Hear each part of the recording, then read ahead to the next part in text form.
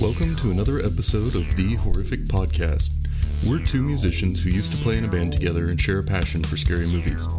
Each week we pick a different horror movie and dissect it to figure out what it was trying to accomplish, how well it did, and maybe even some larger truths about why people watch horror movies in the first place. If you haven't seen the movie we're talking about, then don't worry. The first half of the episode will be pretty high level and spoiler free, and then we'll play a warning before we start talking about any major plot twists in the ending. Thanks for listening, and we hope you enjoy the episode. Okay, so we're back with part 2 of our review of episodes 9 and 10 of The Haunting of Hill House. These episodes both ended up being super dense, and were more than we could talk about in one episode's time. So, here we are for part 2. If you did not listen to our Haunting of Hill House episodes 9 and 10 review part 1, this would be a very good time to stop this episode and go back and listen to that one. We talk about how this isn't really our normal format. Normally we just do one movie review per week, but we're doing something different. And let's play the spoiler warning and get to it. Well, before this, we should also say that if our listeners actually like us doing TV shows, we can do that again. Yeah. We let you guys decide. Yeah. That's all I had to say. Okay. Yeah. Hit us up. Let us know. Tell us if you like it. Tell us if you didn't like it. Also, if there's another good, actual horror TV show like this, for sure let us know. Otherwise, you're just being selfish. That's true. You're being selfish not just to us, but also to our 2 to 3 listeners. At least 9 to 10. Yeah. I guess it would be 7 because we download them. Yeah. Our 7 listeners, I'm so mad. Yeah. All right. Now can I play the spoiler warning? No. Yeah. All right. Warning, warning, warning. Spoilers, spoilers, spoilers. This is your warning. If it's not obvious enough. Warning, spoilers. Okay, so here for part 2, we're going to review episode 10 kind of the same way that we did episode 9. A quick summary in the beginning and then just a lot of talking. So hope that's what you're into. That's what I'm into.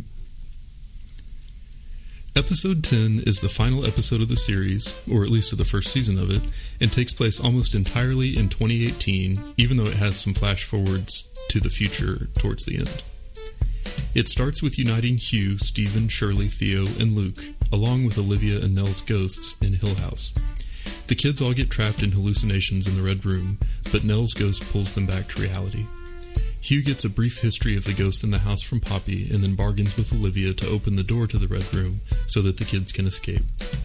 He then unveils the whole story of what happened in the house on the night that Olivia died and the deal that he made with the Dudleys to keep it all quiet. After he joins Olivia and Nell in the Red Room and tells Stephen that it's all his to protect now, in the end, you see all of the kids have moved on with their lives and seem a lot happier and healthier. So that was like my summary of the summary. And that was still a lot. This episode covered so much territory. It covered a lot. But yeah, it was also really long. I think the running time of this episode was like the same as the running time of Frankenstein, and I think longer than Dracula. So, I didn't even notice that. Yeah, it was like 70-some minutes. So, that's how good it is, man. Yeah. I just didn't even notice. And it was very, very good. I mean, it needed to be that long, and it didn't feel that long. Had to, but it just, my notes went on for pages and pages. So yeah, there was never like a dull moment, I didn't think. No downtime. And it's just so strange. Yeah. It was very hard to take notes and also stay actively engaged with it. But I think for purposes of the discussion, if we break this episode down into kind of 3 main parts, that will help. And so the first part is sort of the beginning when the kids all reunite at the house, and then you find out they're all hallucinating in the Red Room, and then Nell wakes them up, and then they make up with Nell, and then meanwhile the dad is outside the room. He gets info about the ghost in the house from Poppy, and then he and Olivia talk, and he convinces her to open the door. So that's kind of what I'm thinking of as like the first part, and I'm curious about a lot of things about it, but kind of first off, what stood out to you with that section?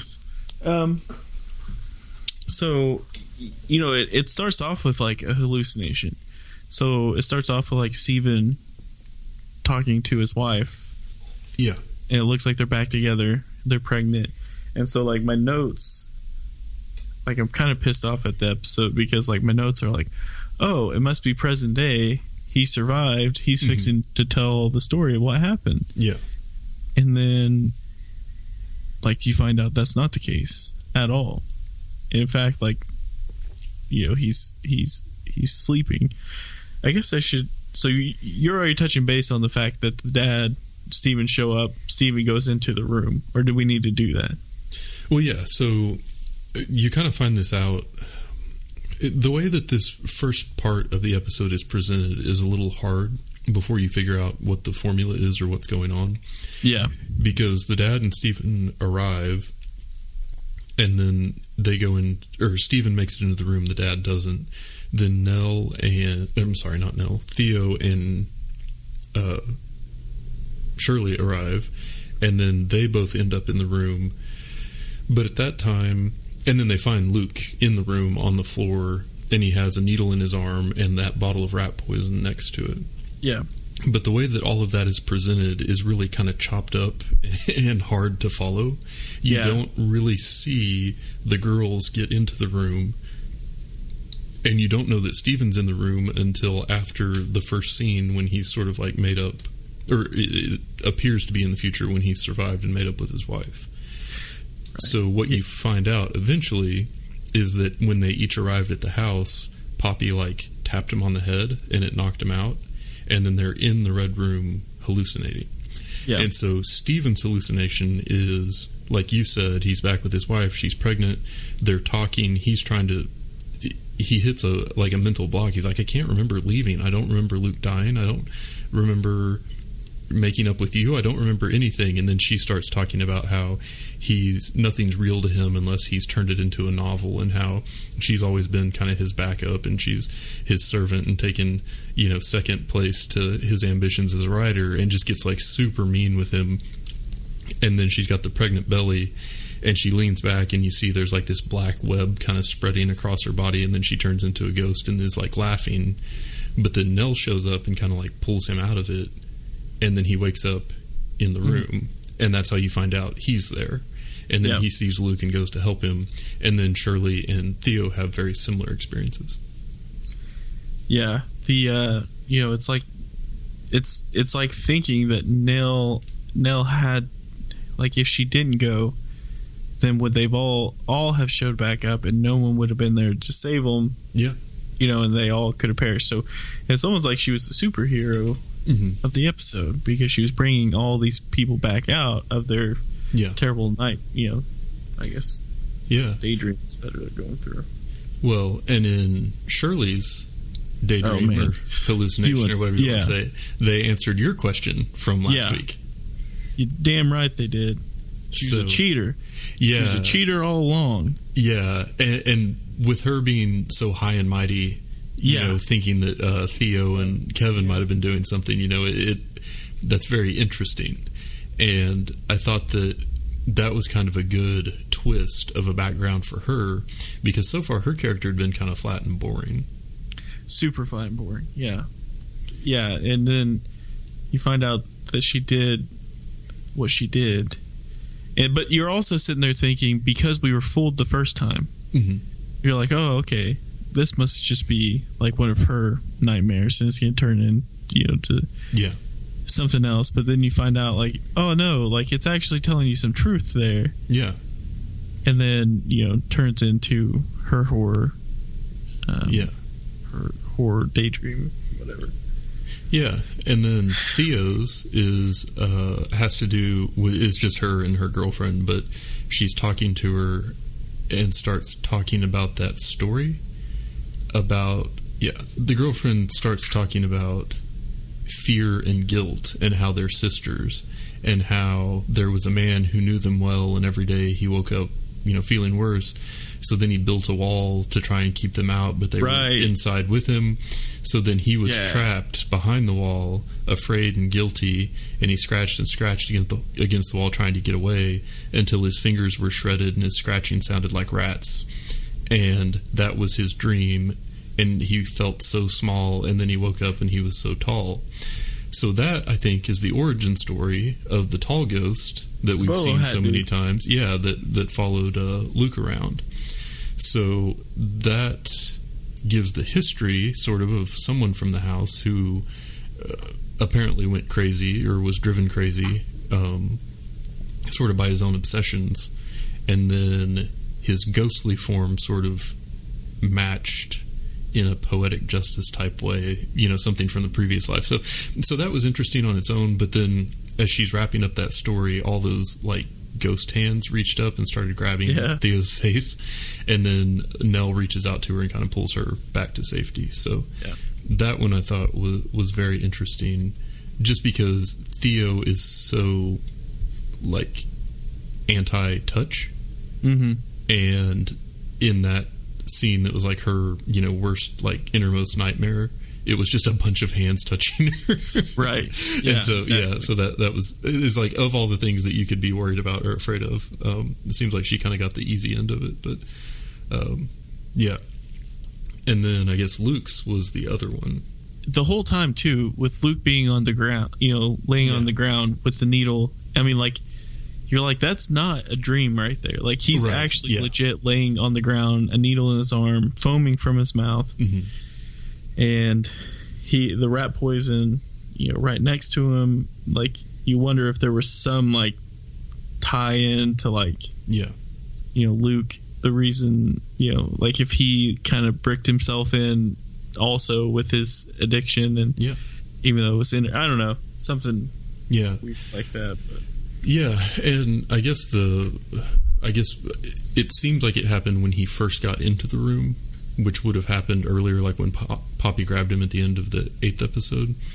Was, I think, when this hallucination was supposed to have happened, and that's when he sees, instead of the night ending the way that it did with him finding out Nell had died, it actually ended with his friend coming back for him in his previous story, and then taking him to the hotel, and then she's like, oh yeah, well, let's get well one last time before we go to rehab, which means, taking drugs.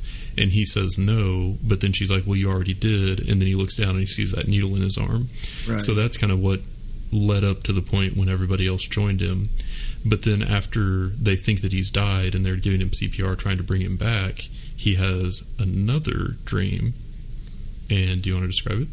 Yeah, that was the one where he's back in the red door room, but it's like all white. And he's an adult, but he's there with Nell, who's a child, and Abigail. I think Abigail was there, wasn't she? Yes. Sure. I'm gonna say yeah. And the mom is so he knows not to drink, or it's coming off like he shouldn't take a drink. The mom's really trying to convince him to take a drink of the rat poison tea, and like Nell is trying to save him. The younger Nell is trying to save him at that point, like saying like don't, which makes you wonder if that's why she said don't at the grave for some reason. But trying to convince him not to drink the tea, basically kind of saving him again, I guess you would say. Yeah. And so Nell's adult ghost kind of grabs him and brings him back, and then they're all in the room together. And I thought it was really interesting just that how specific those hallucinations were to each of them. So they're all in the room, but they all saw something completely and totally different that was very, very specific to their own experience. Right. And they all were very supported by the individual episodes that you had seen that were like telling the story from their point of view. So it was almost like without those episodes, you wouldn't have appreciated how like disturbing those specific dreams were to them as individuals. So I thought that was a really cool concept.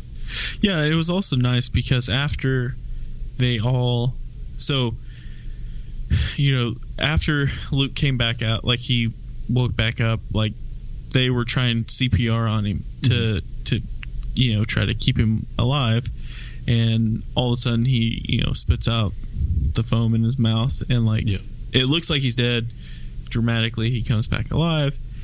And I think that's when they start having the conversation with Nell. Like that's when they kind of made up. They all kind of made up with each other at that point. It took something terrible like that to happen to realize like, oh, like I'm sorry for always bricking myself in and not, I don't know, whatever. But it was nice. It was nice to hear that conversation of them coming back together, knowing like, well, Nell's already dead. Like I don't know if she's gonna come back, but regardless, like at least they're making peace with her, because before it seemed like Shirley and Steven almost had like resentment towards her. Yeah, or like maybe, and then you come to find out that maybe it was guilt. Like, I'm sorry, I should have answered the phone, or I should have. And Nell's sitting there saying like, no, it's okay. Like, it's okay. But yeah, and she also talked about, that's kind of where the conversation about time, as it appeared to the ghosts, happened. And she talks about, all these experiences kind of falling around you like snowflakes instead of being like this linear path that you're on. Yeah. And so, with that whole asleep versus awake thing and sort of the different perspective that the ghosts have, I thought that was an interesting way of kind of articulating it. Yeah. And it also made more sense for the way that it seemed like the ghosts kind of floated in and out of past experiences. Yeah. Sort of weaved throughout the episodes. And I think one thing that really sort of fits in with that is the way that when she died, she went back through all of those different scenes from her own life as the bent neck lady. And so it kind of, it explains a lot about the way that the story was told and unfolded that had seemed random previously, where the ghosts are sort of like present at different times in life with a lot of different knowledge of what's going on. So yeah, I just thought that was kind of a neat twist. Yeah, and I think that's also when she explains like the red door room. The reason why there's not a key is because it's like every room, or it's like, what she say was like every experience or something like that. So that's an interesting point. No, that's good. So one thing that I'd thought about several times throughout this series was that I could never really get my bearings in the house. Like, it always seemed like the rooms were like different in relation to each other, or like there were sections of the house that connected to other sections in like inconsistent ways. And it really reminded me of that movie The Shining, when they're like in that big hotel. And I know that the people that made that movie did that on purpose. They would show people like in one scene go down a hall and turn right and be in one room, but then later they would show someone go down the hall and turn right and be in like a different room. Like that was done on purpose to like disorient you. Yeah. But in this case, sort of one of the grand reveals of the series is that the Red Room changed for whoever was in it. So it was a reading room to the mom, it was a game room to Steven, and it was the tree house for Luke that the dad mentioned he hadn't built. But Nell said it puts on different faces to keep us still while it digests us. So it's like the room would turn into whatever was attractive to you to keep you there, to spend more time in it. But I still don't fully understand why. Yeah. So, yeah. Well, I guess if it's to figure out about them, what makes them tick or whatever, But yeah, the only other thing I had on this act, I guess, was kind of with... so the way that Nell was talking, she was kind of spacey and a little bit out of it. It like kind of reminded me of how the mom was talking in the previous episode when she was back in the kitchen, but like without the fear or anger or desperation or whatever. Yeah. Like Nell seemed really happy as a ghost. Like she seemed very much at peace in a way that she wasn't while she was alive. But that scene also is as good a time as any to talk about something from this series that has bugged me a couple times. And I know that we've been super positive on it, but I felt like the dialogue got kind of corny. When it was trying to be overly dramatic, it was like the whole way of talking and like the lexicon changed, and it just turned into this like super flowery, poetic, over the top, like different way of talking that was out of character for whoever was doing it. And that distracted me from what was going on, just because it seemed like a really abrupt change. And I feel like Mrs. Dudley did it a couple of times. The mom did it a fair amount in the last couple episodes, and then like Nell did it hard in this episode, where it's like, who are you? This is completely inconsistent with every experience we've had with you thus far, but you're being really over the top with it. I don't know. Did you have that same impression, or is it just me being picky? Yeah, so it was it was definitely, you knew what was going on. I'd wondered if it was because it was just trying to show, like, for Nils specifically, if like, is she just being like, yeah, you're right. It was super strange because you're like, why is she talking like in a poem right now? It sounds like she's speaking a poem, and then like she'll answer some questions, and then she'll go back to speaking, right? Like she's reading something off. It was really weird, and I didn't make sense of it. But the way it was going, it was at that point, for this episode, it was just like, it doesn't matter. Like there's other. It didn't last too long on it, I guess I should say, but yeah, it was really weird. Yeah. And then I lied. I did have one more thing on the first part of the episode, and that was just that I think you asked this question last week about, do you think Olivia is really there with you the whole time, or do you think that's just in his head? Yeah. And it was in his head. I thought that was a great line where he's like, well, you're always with me, or you're always there, and she's like, no, that's you. Yeah. And I thought that was such a good way of taking an unexpected way out of that situation. But yeah, and it definitely makes sense too, because you would see her, like Theo saw a different version of her, like the tore up, messed up face version, and it was just like, okay, well, I don't know why she would just be there for just him. Like it would have to be in his head. But yeah. Yep. So anyway, the next part of the episode kind of started with when the girls leave to take Luke to the hospital, but Hugh and Steven stay behind. And Steven really wants to know what he saw that night as they were driving away, and he saw his mom, like in the window. Yeah. And you finally get the full details. You get to see the full details of what happened when Hugh went back to the house that night. The Dudleys walked in because they were looking for Abigail, who it turns out is their daughter, which you probably would have guessed already.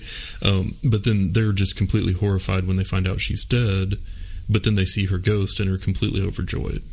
And Hugh wants to burn down the house, but they bargain with him not to do it and say that if he'll just lock it up and let them continue to visit but not ever let anyone else in, then they'll never tell that Olivia murdered Abigail or tried to murder her own kids or, killed herself, or basically they'll act like nothing happened and help cover it up. And the only thing that they want in return is for the house to remain undisturbed so that they can go visit their daughter's ghost. Hugh agrees, and then he tells Steven that it's basically now his responsibility, and then walks back into the red room with Nell and Olivia's ghosts. Yeah. So, do you think Hugh was a ghost when he was talking to Steven when he said goodbye to the girls and Luke? Like, do you think he killed himself or allowed himself to be killed before the red room door was opened? No, I don't think so, because, well, I don't know. That's a good question, because he was outside of the house, and I'm not sure if they can go outside of the house. Like, he walked the kids out to the car to, get Luke to the hospital. So I don't know. And then, it shows, like, in the flashback, and, where, it flips to the past, 1992, and it's, having that conversation that you just talked about with the Dudleys, and then like when it comes back to he's laying on the ground with the pills that he had for his heart, he took all his pills. So I don't know. I think he was still alive. Yeah, I don't think it really gave you a good answer. Yeah, and so I was just curious, kind of what your take on it was, and I kind of could go both ways on it, because I can't remember him like going and hugging anybody or really like interacting with them. It seems like he kind of hung back a little bit, and it seemed like something had to have happened before Olivia opened the door.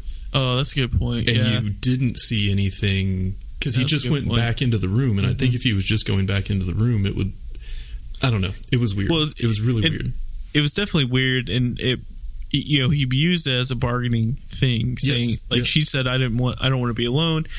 Although if I was like, no, I'd be pissed off because it's like, bitch, I'm right here. Yeah. It's like, you're not alone. Good point. Yeah. You're in fact being a little selfish here. But exactly.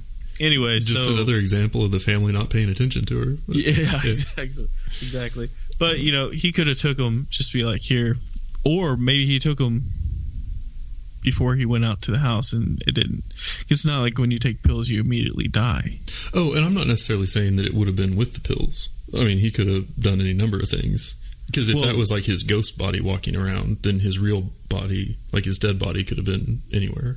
Well, it showed his dead body upstairs. Like after they finished talking, he was laying on the ground and the pill bottles was open. Oh, I totally missed that. I must have been taking notes. Okay.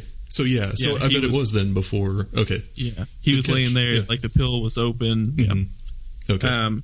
But anyway, I think, obviously he knew that was going to happen. Yes. It was kind of weird that they skipped like him showing the kids like a lot of love. Like, like, hey, love you, whatever. But at that point, they were also worried about Luke.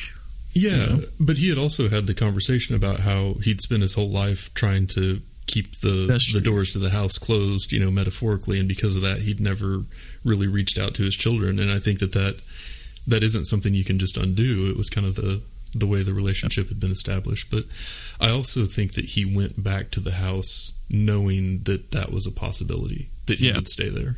I think so. Yeah, I agree. And I think that's one reason he told Stephen everything on the way there, is because he planned to put him in charge of it all. Yeah.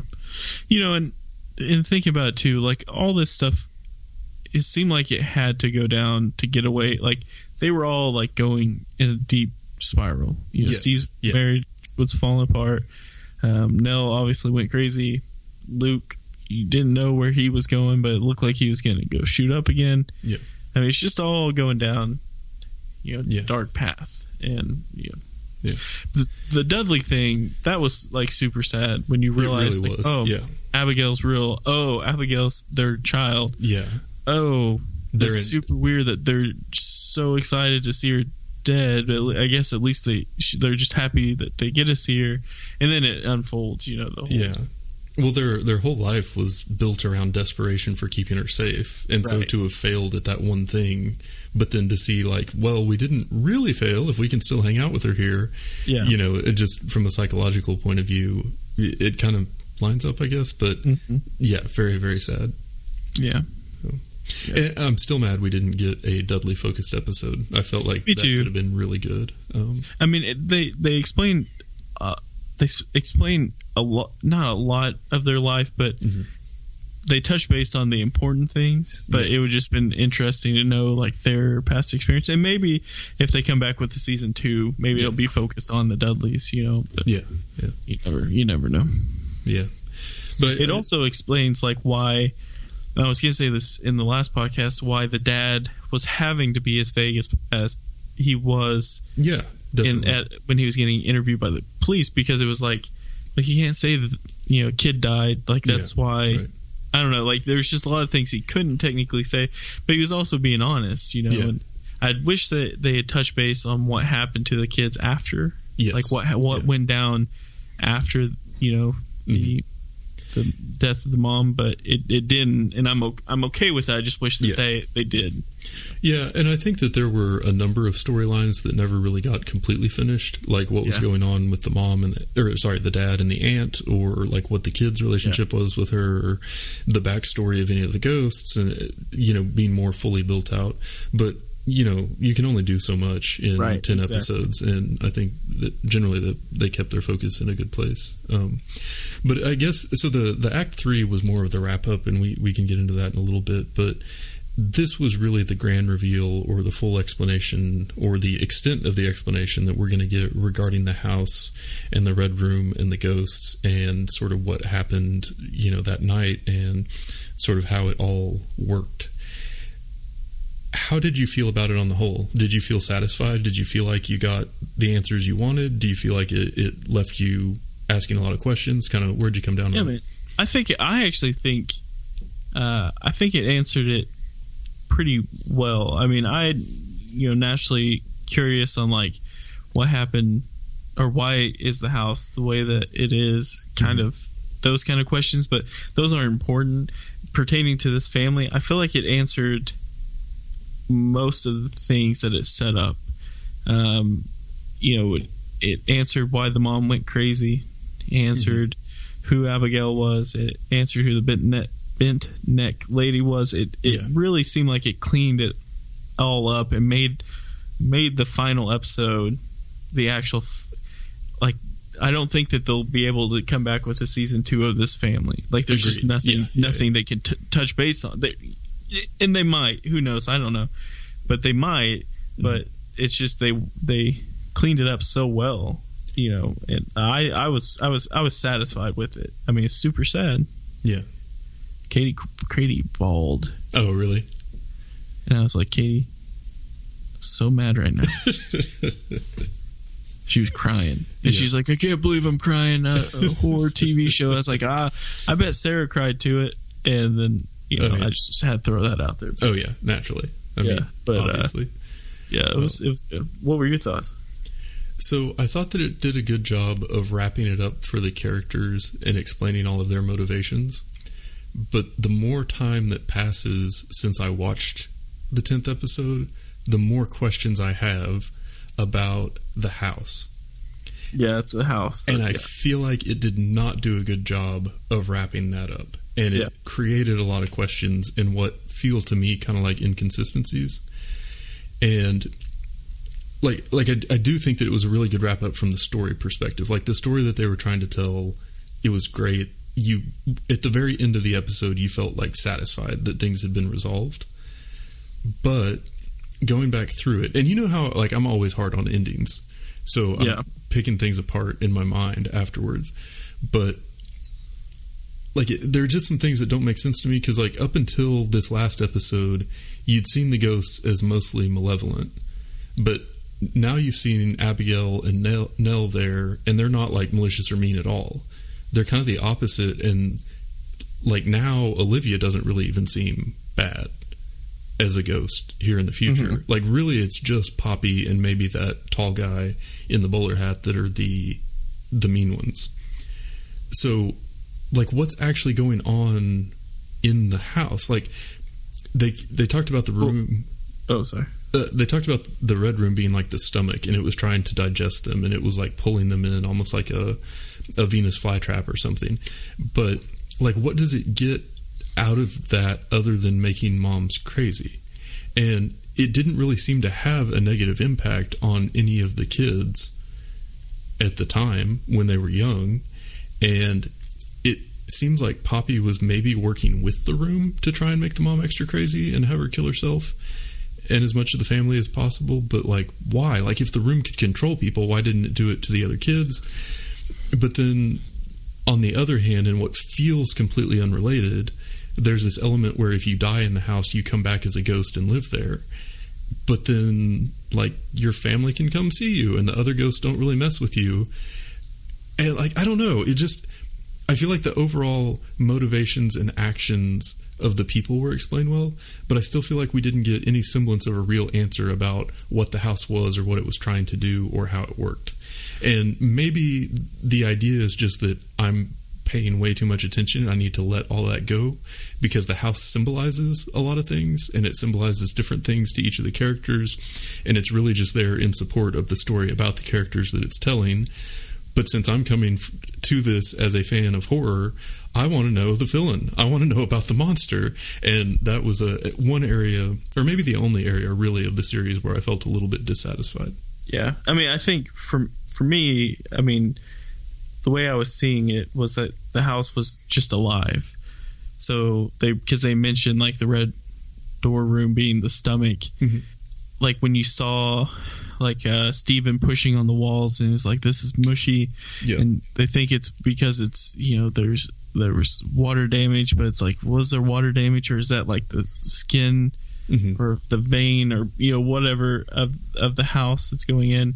I couldn't tell you specifically why the house is evil specifically, but I mean, that's the thing. The bad guy is the house. I mean, that's the way I looked at it. Like the ghost, after seeing like the old lady ghost who kind of helped the mom in episode 9, it's like, okay, well, these ghosts aren't like, these aren't the bad guys. It's, you know, it has to be. Poppy was a bad guy for sure, though. Poppy was, but yeah, I don't think that the tall guy necessarily was either. Like, I mean, he just creeped you out because he was like tall. Well, and there was that weird part with Luke's story too, where he and the mom were kind of in cahoots or something. Like, you know what I mean? Because it was like he was getting closer and closer to Luke, and he seemed to like symbolize his need to use, and then it ended up being the mom. Like, there are some things that didn't line up for me, but I think I'm okay with it. But I'm still a little frustrated. Well, I have a feeling that probably the second season it has to be more about the house. Like, that's the to me. Like, I think if they make one, that's what it would be. Yeah, it's going to be.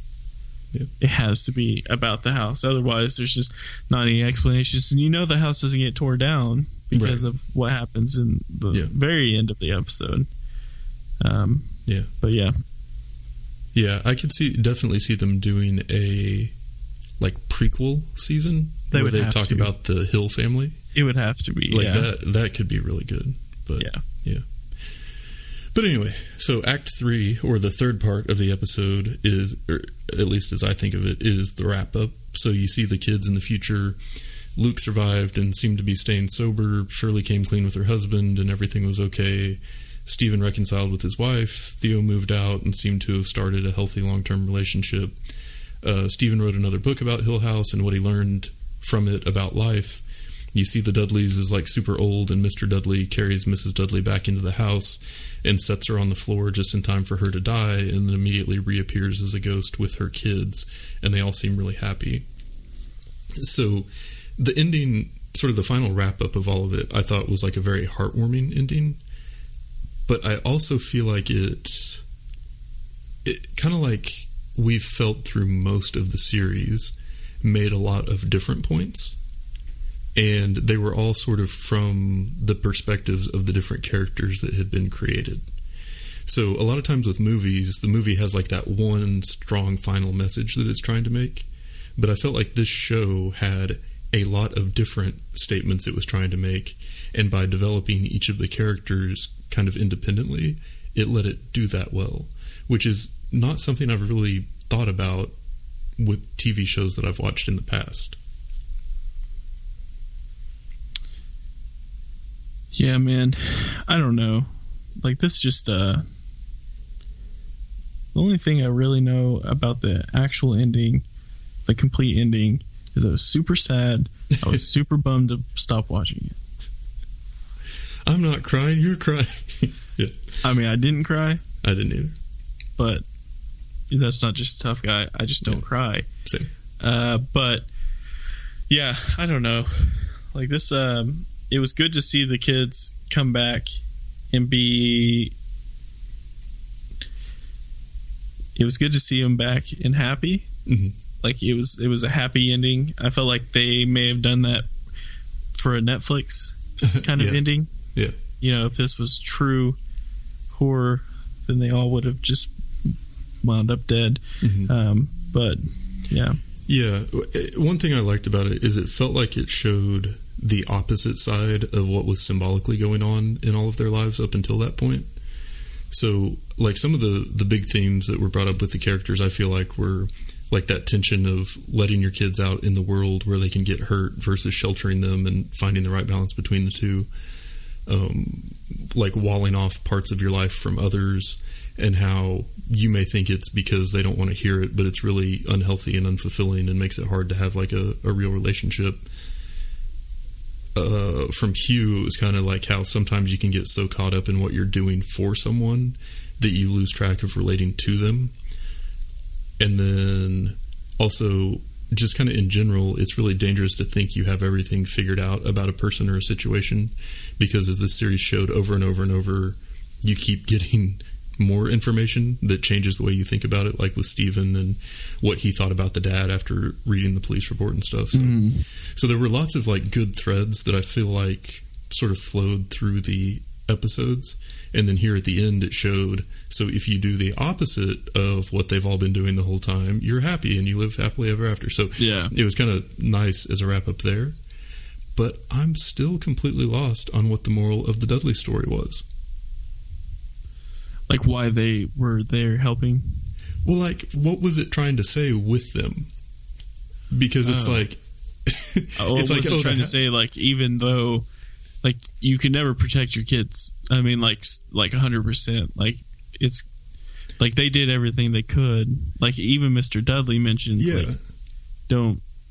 no one really even knows that she's, there. She rarely leaves the cabin. Yeah.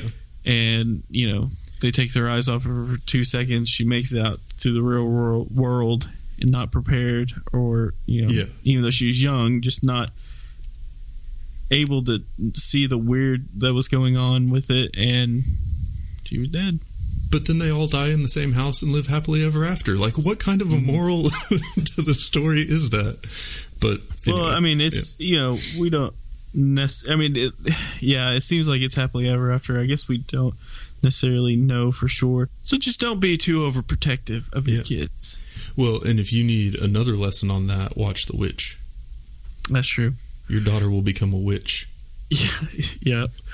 But it's kind of it's kind of strange too, because it was almost like a good thing that, as weird as this is going to sound, it was almost a good thing that Abigail had died there, because then they realized that they can live happily ever after as long as they die in the house, or they could live together, forever as long as they live in the house. But logistically speaking, that's insane, because she never gets to grow up or like be outside the house or have any type of real life, and like neither do they, beyond just hanging out in a house the same age forever. Like, well, I think that's the thing. You know what I mean? Showing that family is more, I think it's maybe for people who like their family, they want to be with them for the rest of their life. Daniel, you ever think about that one? No. Huh? You could die with my family, man. Come on. Yeah. Well, now I feel bad about myself, but I still feel like the way I feel about the show. So, yeah. Well, okay. But yeah, anyway. I mean, but it's either you at least get to be with them, or you're dead and nothing. I mean, like, it's after death. It's like you don't know what happens there. But this is a guarantee that you get to be with them no matter what. And But dude, you spend eternity in a house with black mold. We've been over this. You're dead. Terrible. Yeah, at least it's not asbestos, man. That's true. And do we know it was for sure black mold, or was it just the house being creepy? It could have just been the house. Yeah, I don't know anything anymore, because the black showed up on Shirley's on that dream house. Yeah, and it's like, how did that mold get there? But anyway, yeah. All I know is I just want to die in that house one day with my family, specifically Zoe, Remy, and Katie, I guess. But she wants to. What if one of the other ghosts was like someone you hated? Like one of those, like, every time, like one of those people that you're like, oh man, it's a really nice day today, and they're like, actually, it's technically colder than it was supposed to be, and on average this year is cold, and it's supposed to rain tomorrow. You know what I mean? Like, oh yeah, this food is really good. Actually, it's a little, the traditional way that food is prepared, this is way too salty. One of those people. Like, what if there was one of those ghosts? Would you want to be there forever, even if you had your family? That's true, but you're also saying this as the person who's saying, actually, it's not like that. You got to think of it the positive way. What if what if we had a bro day, we died in there? We just got to kick it all the time, man. We didn't have to worry about work. We played music all day. Well, it was a terrible death. I'm in. You know what I mean? Where, you know what I mean? Where is this house? I don't know. I'm going to start driving. You start driving. Yeah. No, all in all, man, this I was so happy with the show, and it ended the way it should. And obviously, we're going to have the questions about it. And I do hope that they do come out with a season 2, and I hope that's the same, like, director and writers and editors, and that it comes out and it explains that maybe touches base with the Dudleys a little bit more, but yeah, you know, I think it ended how it should, and I could see them like having all the kids end up dying there, kind of like the Dudleys did. Yeah. But, well, yeah, and I feel like with you know, I have some questions with episode 10. But before that were 9 solid, really, really good episodes that had me completely engaged. And episode 10, too, you know, I really enjoyed. So overall, the series, I would give 2 thumbs way up. Would highly recommend to basically anyone. And yeah, it's just been a really good experience. And I hope that the listeners have enjoyed watching this along with us. And will let us know what they thought of it. And if they have any other recommendations for other series that we should look at in the future. But if they're not good, I'm going to be pretty pissed. Oh, yeah. Could you imagine committing to like 20 weeks of something just awful? I know. I was going to say, we've committed to some terrible movies, man. Yeah. And, whew. Yeah. But we can't compare all the TV shows to this one. And to be fair, we picked most of the terrible movies. Those weren't recommendations. So, yeah. Self-imposed. That's true. That's true. But yeah, well, that's it. We're done. That's it. Next week we're going to be back, and we are only responsible for discussing a movie, and that just feels so easy by comparison now. So, hope that you guys had a good 2018. Mm-hmm. You will see us in 2019. Yeah, well, hear us. You will hear us or see us on. Yeah. Hopefully, you don't see us. Hear us. Yeah. I was speaking specifically to our viewers there. Yeah, exactly. All right. Bye, everybody. Thanks for listening. See you later. And that's it for today's episode. If you've listened this far, then thank you, and we hope you've enjoyed it. We're always looking for new ideas, so if you have any questions, comments, or movie suggestions, please send us an email at thehorrificpod@gmail.com. Or feel free to comment on or message our Facebook page. Just search for The Horrific Podcast. Thanks for listening.